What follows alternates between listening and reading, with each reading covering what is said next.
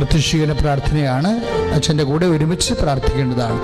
അമ്മേ പരിശുദ്ധ അമ്മേ, അമ്മേ പരിശുദ്ധ അമ്മേ, ദേവമാതാവേ, ദൈവമാതാവേ, കൃപാസനത്തിലൂടെ ഞങ്ങൾക്കും ഞങ്ങളുടെ ദേശത്തിന് അമ്മ മാധ്യസ്ഥം തേടി തന്ന എല്ലാ അനുഗ്രഹങ്ങൾക്കും കൃപകൾക്കും ഞങ്ങൾ ഈ പ്രഭാതത്തിൽ അതീവ സ്നേഹത്തോടെ ഹൃദയം നിറഞ്ഞ നന്ദി പറയുന്നു.